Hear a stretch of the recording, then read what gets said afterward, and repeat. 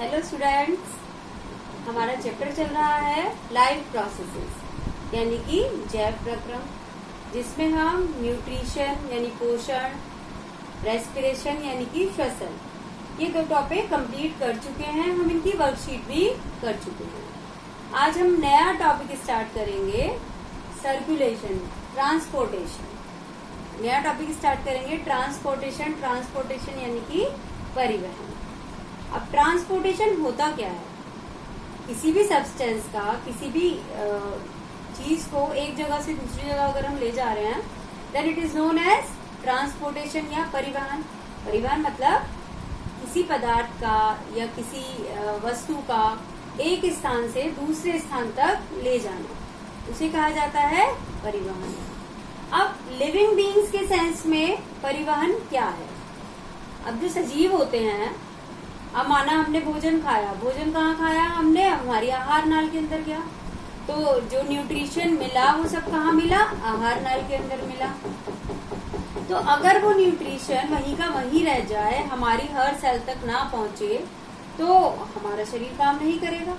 तो इसीलिए पदार्थों का एक जगह से दूसरी जगह जाना बहुत जरूरी है। तो ये काम कौन करता है? ट्रांसपोर्ट सिस्टम करता है। हमारी बॉडी में ये काम कौन करता है? Transport system. और ट्रांसपोर्ट सिस्टम क्या है हमारी बॉडी का? Circulatory system. सर्कुलेटरी सिस्टम यानी कि परिसंचरण तंत्र। परिसंचरण तंत्र यानी हमारे शरीर में पदार्थों को एक स्थान से दूसरे स्थान तक ले जाने का काम कौन करता है? सर्कुलेटरी सिस्टम करता है, यानी कि परिवहन तंत्र, परिसंचरण तंत्र। और परिसंचरण तंत्र का पूरा नाम क्या है? रुधिर परिसंचरण तंत्र। यानी कि जो पदार्थ एक स्थान से दूसरे स्थान तक हमारी बॉडी के अंदर जाते हैं, वो किसके द्वारा जाते हैं? रुधिर के द्वारा जाते हैं। तो ह्यूमंस के अंदर किस किस चीज का ट्रांसपोर्टेशन होता है? हमारे अंदर किस किस चीज का ट्रांसपोर्टेशन होता है? तो गैसेस का ट्रांसपोर्टेशन होता है, ऑक्सीजन का, कार्बन डाइऑक्साइड का। जो ऑक्सीजन हम बाहर से ले रहे हैं और हमारे लंग्स के थ्रू कहाँ पहुंच रही है? वो पूरी बॉडी के अंदर पहुंच रही है। लंग्स के अंदर ब्लड का ऑक्सीजनेशन होता है, कार्बन डाइऑक्साइड वहां छोड़ दी जाती है और फिर उस ऑक्सीजन को पूरे शरीर के अंदर पहुंचाया जाता है। इसी तरीके से कार्बन डाइऑक्साइड का भी परिवहन होता है। प्रत्येक कोशिका के अंदर जो कार्बन डाइऑक्साइड बन रही है, उसको शरीर से बाहर निकाला जाता है। तो उसे भी कहाँ तक भेजा जाता है? हर कोशिका से कहाँ तक आती है? वो लंग्स तक आती है, फेफड़ों तक आती है। इसी तरीके से जो भोजन हम खाते हैं, उसे प्रत्येक कोशिका के अंदर भेजा जाता है। और जब कोशिकाएं इतना सारा काम करती हैं, श्वसन का काम कर रही हैं और बाकी और बहुत सारी एक्टिविटी कोशिका के अंदर होती हैं, तो उनके अंदर वेस्ट भी बनता है। तो इस वेस्ट को भी बॉडी से बाहर निकालना जरूरी है। तो इस वेस्ट को कहाँ तक भेजा जाता है? जो एलिमिनेटरी ऑर्गन है, जहाँ से उन्हें बाहर निकाला जा सकता है, वहां तक भेजा जाता है। सॉरी। इसके अलावा हमारी बॉडी के अंदर हार्मोन्स होते हैं। तो हार्मोन्स भी ब्लड के द्वारा एक जगह से दूसरी जगह जाते हैं। कुछ सॉल्ट होते हैं, सॉल्ट भी एक जगह से दूसरी जगह जाते हैं। तो इस तरीके से हमारी बॉडी के अंदर किस किस चीज का परिवहन होता है? ऑक्सीजन का, कार्बन डाइऑक्साइड का, भोजन का, नाइट्रोजनस वेस्ट का और हार्मोन्स का, सॉल्ट का, और भी बहुत सारे पदार्थ होते हैं जिनका हमारी बॉडी के अंदर एक जगह से दूसरी जगह परिवहन होता है। और ये परिवहन किसके द्वारा होता है? सर्कुलेटरी सिस्टम या रुधिर परिसंचरण तंत्र के द्वारा होता है। अब ये जो परिसंचरण तंत्र है, सर्कुलेटरी सिस्टम, इसके 3 भाग होते हैं। ये 3 भागों से मिलकर बना होता है। ब्लड, हार्ट और ब्लड वेसल्स। 3 चीजों से मिलकर बना है। ब्लड यानी रुधिर, हार्ट यानी हृदय और ब्लड वेसल्स यानी कि रुधिर वाहिका। तो हमारी ये तीनों चीजें मिलकर बना रही हैं हमारा परिसंचरण तंत्र। अब जो ब्लड होता है, ब्लड क्या है? एक फ्लूइड कनेक्टिव टिश्यू है, यानी हमारी पूरी बॉडी को कनेक्ट करता है। और लेकिन कैसा होता है? ये फ्लूइड होता है, तरल होता है। तरल संयोजी ऊतक है जो हमारी बॉडी के सभी ऑर्गन्स को एक दूसरे से कनेक्ट करता है।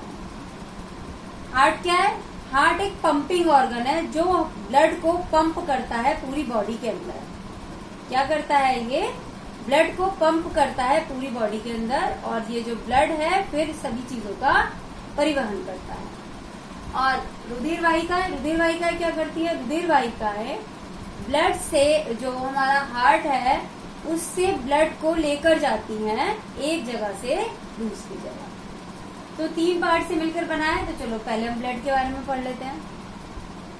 ब्लड क्या है? एक फ्लूइड कनेक्टिव टिश्यू, यानी कि तरल संयोजी ऊतक है। और ये क्या करता है? यही करता है ट्रांसपोर्ट गैसेस का, नाइट्रोजनस वेस्ट का, भोजन का, हार्मोन्स का, लवणों का, सभी का ट्रांसपोर्ट कौन करता है? ब्लड ही करता है। आप ब्लड के बारे में, ब्लड का कंपोजिशन पढ़ेंगे कि ब्लड किस किस चीज से मिलकर बनता है। अभी यहाँ बात कर लेते हैं। हार्ट क्या होता है? एक छोटा सा हमारी मुट्ठी के आकार का ऑर्गन होता है, और ये पंप करता है और पूरी बॉडी के अंदर जो ब्लड है उसको भेजता है। इसके अलावा जो हमारे जो शरीर के अंग है वहां से भी ब्लड को इकट्ठा किया जाता है, और कहाँ भेजा जाता है? हार्ट के अंदर भेजा जाता है। अब हार्ट इसको कहाँ भेजता है? लंग्स के अंदर भेजता है। लंग्स के अंदर इसका ऑक्सीजनेशन होता है, यानी कि इसके अंदर ऑक्सीजन ऐड की जाती है ब्लड के अंदर, और कार्बन डाइऑक्साइड इसमें से निकाल दी जाती है। और फिर वापस लंग से इस ब्लड को हार्ट के अंदर भेजा जाता है, और हार्ट इसको पंप कर देता है, ऑक्सीजन युक्त ब्लड को पंप कर देता है पूरी बॉडी के अंदर। अब बात करें हम रुधिर वाहिकाओं की। जो रुधिर वाहिकाएं होती हैं वो 2 तरह की होती हैं। एक होती है आर्टरीज और दूसरी होती है वेन। आर्टरी क्या करती हैं? हार्ट से ब्लड को लेकर जाती हैं। क्या करती हैं? जब हार्ट हमारा, हृदय हमारा पंप करता है, सिकुड़ता है, तो जो आर्टरीज होती हैं उस ब्लड को लेकर जाती है हमारे सभी शरीर के अंगों तक। और दूसरी तरह की वेन्स होती हैं हमारी, दूसरी तरह की जो ब्लड वेसल्स होती हैं वो होती हैं वेन्स, यानी कि शिराएं। शिराएं क्या करती है? शरीर के सभी अंगों से रुधिर को एकत्र करती हैं, और इस रुधिर को कहाँ तक लेकर जाती हैं? वो हार्ट तक लेकर जाती हैं। तो इनके बारे में हम डिटेल में पढ़ेंगे बाद में। अभी आज हम किसके बारे में पढ़ेंगे? ब्लड के बारे में।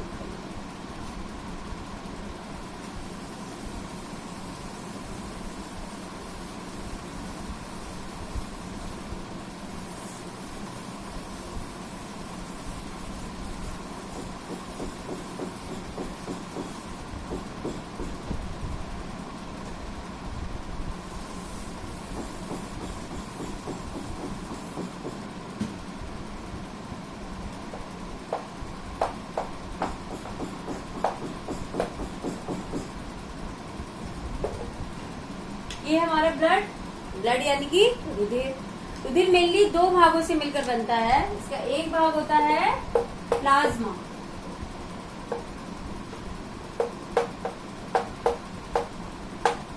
और दूसरा भाग होता है ब्लड सेल।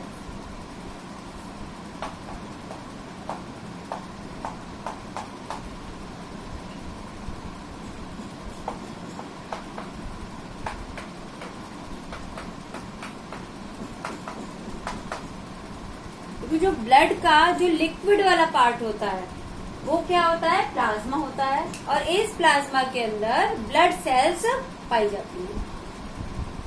जो प्लाज्मा है वो रुधिर का लगभग 50 से 55%, रुधिर का लगभग 55% भाग प्लाज्मा होता है। जो वाटरी सब्सटेंस होता है जिसकी वजह से हमारा रुधिर बहता है वो क्या है? प्लाज्मा। और कितना है ये? लगभग 55% है। और जो ब्लड कॉर्पसल्स है वो कितनी है? वो लगभग 45%। प्लाज्मा कितना है? 55%। और ब्लड सेल्स या रुधिर कणिकाएं कितनी है? 45%। अब जो ब्लड प्लाज्मा होता है उसका लगभग 90 से 92% भाग क्या होता है? जल होता है, वाटर होता है। जो प्लाज्मा है उसका 90 से 92% पार्ट क्या है? वाटर है। और बाकी इसके अंदर क्या होता है? बाकी इसके अंदर सेल्स होती हैं पड़ी हुई, और इसके अलावा इसके अंदर प्रोटीन्स पाए जाते हैं। इसके अंदर कुछ प्रोटीन्स पाए जाते हैं, कुछ सॉल्ट पाए जाते हैं। तो मेन पार्ट क्या है? जो प्लाज्मा है उसका मेन पार्ट क्या है? वाटर है। इसके अलावा इसके अंदर क्या पाए जाते हैं? कुछ प्रोटीन्स पाए जाते हैं, और इसके इसके अलावा कुछ सॉल्ट्स। तो ये है हमारा प्लाज्मा। अब अगर हम ब्लड कॉर्पसल्स की बात करें, रुधिर कणिकाओं की बात करें, तो ये 3 तरह की होती हैं, आरबीसीज, डब्ल्यूबीसीज एंड प्लेटलेट्स। जो रुधिर कणिकाएं हैं वो 3 तरह की हैं, आरबीसी यानी कि रेड ब्लड कॉर्पसल्स, लाल रुधिर कणिकाएं, डब्ल्यूबीसीज यानी कि व्हाइट ब्लड कॉर्पसल्स यानी कि श्वेत रुधिर कणिकाएं, और प्लेटलेट। अब इन सबके हम फंक्शन देखते हैं कि क्या क्या इनके फंक्शन है। देखो, तो प्लाज्मा क्या है, वाटरी सब्सटेंस है। तो जो फूड का ट्रांसपोर्ट है, कार्बन डाइऑक्साइड का ट्रांसपोर्ट है, वो मेनली किसके द्वारा होता है, प्लाज्मा के द्वारा होता है। फूड का ट्रांसपोर्ट और कार्बन डाइऑक्साइड का ट्रांसपोर्ट मेनली किसके द्वारा होता है, प्लाज्मा के द्वारा होता है। और जो कार्बन डाइऑक्साइड है उसका ट्रांसपोर्ट हमारा ब्लड के द्वारा भी होता है, सॉरी, हाँ। तो जो प्लाज्मा है, प्लाज्मा मेनली किसका ट्रांसपोर्ट करता है, कार्बन डाइऑक्साइड का ट्रांसपोर्ट करता है और भोजन का ट्रांसपोर्ट करता है। इसके अलावा जो नाइट्रोजनस वेस्ट है उनका ट्रांसपोर्ट भी कौन करता है, प्लाज्मा ही करता है। तो प्लाज्मा किस किस का ट्रांसपोर्ट कर रहा है, प्लाज्मा ट्रांसपोर्ट करता है, प्लाज्मा का जो फंक्शन है, फंक्शन ऑफ प्लाज्मा, प्लाज्मा का फंक्शन क्या है, ये ट्रांसपोर्ट करता है किसका, फूड का, कार्बन डाइऑक्साइड का और नाइट्रोजनस वेस्ट। ये तीनों ही चीजें वाटर के अंदर सॉल्यूबल होती हैं, घुल जाती हैं और प्लाज्मा के थ्रू इनका ट्रांसपोर्ट होता है। जो कार्बन डाइऑक्साइड है उसका ट्रांसपोर्ट आरबीसी भी करती हैं, लेकिन आरबीसी बहुत कम मात्रा में कार्बन डाइऑक्साइड का ट्रांसपोर्ट करती हैं। उसका अधिकांश ट्रांसपोर्ट किसके द्वारा होता है, प्लाज्मा के द्वारा होता है। तो प्लाज्मा क्या है, रुधिर का जो तरल भाग है वो प्लाज्मा है। ये रुधिर का लगभग 55% पार्ट कौन बनाता है, प्लाज्मा बनाता है। प्लाज्मा के अंदर 90 से 92% तक वाटर होता है और जो बाकी जो इसका बचा भाग है उसमें प्रोटीन्स होते हैं और कुछ लवण पाए जाते हैं। तो ये हमारा हो गया प्लाज्मा। प्लाज्मा का काम क्या है, प्लाज्मा का काम होता है भोजन, कार्बन डाइऑक्साइड और नाइट्रोजनी अपशिष्ट पदार्थों का हमारे शरीर के अंदर ट्रांसपोर्ट करना। यानी कि जैसे नाइट्रोजनी वेस्ट पदार्थ है तो उन्हें बॉडी से बाहर निकाला जाता है, तो उन्हें कहाँ तक भेजा जाएगा, किडनीज तक भेजा जाएगा। तो किडनी क्या करेंगी, उनको छानकर बॉडी से बाहर निकाल देंगी। कार्बन डाइऑक्साइड को कहाँ भेजा जाएगा, फेफड़ों तक भेजा जाएगा और फेफड़े उन्हें बाहर निकाल देंगे। और जो भोजन है, भोजन को प्रत्येक कोशिका तक पहुंचाया जाएगा, जिससे जो कोशिका श्वसन की क्रिया के द्वारा एनर्जी का उत्पादन कर सके, भोजन का ब्रेक डाउन करे, भोजन को तोड़े और उससे एनर्जी का निर्माण कर सके। अब आते हैं रुधिर कणिकाओं की तरफ। तो इनमें सबसे मेन कौन सी होती हैं, आरबीसीज होती हैं, लाल रुधिर कणिकाएं। इनका रंग लाल होता है, इनके नाम से ही पता चल रहा है। क्यों होता है इनका रंग लाल, क्योंकि इनके अंदर पाया जाता है हीमोग्लोबिन। हीमोग्लोबिन एक रेड कलर का पिगमेंट होता है, लाल रंग का मणक होता है, जिसके द्वारा ऑक्सीजन का ट्रांसपोर्ट होता है। मेनली किसका ट्रांसपोर्ट होता है, ऑक्सीजन का ट्रांसपोर्ट। जो हीमोग्लोबिन है वो जुड़ जाता है ऑक्सीजन से और ऑक्सीजन को लेकर जाता है एक जगह से दूसरी जगह। तो जिनकी बॉडी के अंदर हीमोग्लोबिन कम होता है उनकी बॉडी में एनर्जी का लेवल बहुत कम हो जाता है, उनका जो कलर है वो भी येलोइश हो जाता है, क्योंकि उनके अंदर लाल रंग का जो वर्णक है वो कम हो गया है। तो हीमोग्लोबिन के अंदर क्या पाया जाता है, आयरन पाया जाता है। उसका जो सेंटर है वो क्या है, आयरन है। और एक हीमोग्लोबिन के मॉलिक्यूल से 4 ऑक्सीजन के मॉलिक्यूल जुड़ सकते हैं। तो आरबीसी का मेन काम क्या है, ऑक्सीजन का ट्रांसपोर्ट। इसकी फुल फॉर्म क्या है, लाल रुधिर कणिकाएं या रेड ब्लड कॉर्पस। अब दूसरे आते हैं हम डब्ल्यूबीसीज की तरफ। तो जो डब्ल्यूबीसीज होती हैं वो हमारे शरीर को रोगों से लड़ने की क्षमता प्रदान करती है। इनकी फुल फॉर्म है व्हाइट ब्लड कॉर्पसल्स या श्वेत रुधिर कणिकाएं। तो ये जो श्वेत रुधिर कणिकाएं होती हैं इनके अंदर पावर होती है कि अगर हमारी बॉडी के अंदर कोई रोगाणु प्रवेश कर गया है, कोई पैथोजन एंटर कर गया है, बैक्टीरिया है, वायरस है, तो वो उसको किल कर देती है। माना हम बीमार होते हैं तो कुछ टाइम बाद अगर हम दवाई ना भी लें तो क्या होता है, हम सही हो जाते हैं। तो किस वजह से? क्योंकि हमारे शरीर के अंदर WBCs होती है, जो कि जो रोगाणु हमारे शरीर के अंदर आया है उसको किल कर देती हैं और हम स्वस्थ हो जाते हैं। नेक्स्ट है हमारी प्लेटलेट्स। प्लेटलेट्स बहुत इंपॉर्टेंट होती हैं। देखो हमारे शरीर में अगर बाहर कहीं चोट लगी है, छोटी मोटी चोट लगी है, तो खून निकलता भी है तो थोड़ी देर बाद वो रुक जाता है। इसका रीजन क्या है? प्लेटलेट। जो प्लेटलेट होती हैं वो रुधिर का थक्का जमा देती हैं और रुधिर को बहने से रोकती है। तो कहीं भी अगर कोई घाव है, शरीर के अंदर कोई घाव हो गया है, बाहर कोई घाव है, तो प्लेटलेट क्या करती है, उस जगह पर रुधिर का थक्का जमा देती हैं और रुधिर को बहने से रोकती हैं। अब अगर रुधिर ज्यादा बह जाएगा हमारे शरीर से तो क्या होगा? रुधिर का जो दाब है वो कम हो जाएगा, और रुधिर का दाब कम हो जाएगा तो क्या होगा, हमारे जो ऑर्गन्स हैं उनको जो ब्लड है वो पूरी मात्रा में नहीं मिल पाएगा। तो रुधिर का दाब कम होने से हमारे शरीर के ऑर्गन्स काम करना कम कर देंगे। तो इसीलिए रुधिर का जो लॉस है, उसका जो नुकसान है वो नहीं होना चाहिए। इसी कारण जो प्लेटलेट्स हैं थक्का जमाती हैं रुधिर का, और रुधिर की जो हानि है उसको होने से रोकती है। तो इस तरीके से आरबीसी का काम ऑक्सीजन का ट्रांसपोर्ट, WBCs का काम शरीर को प्रतिरक्षा प्रदान करना, इम्यूनिटी प्रोवाइड करना, और प्लेटलेट का काम ब्लड क्लॉटिंग करना।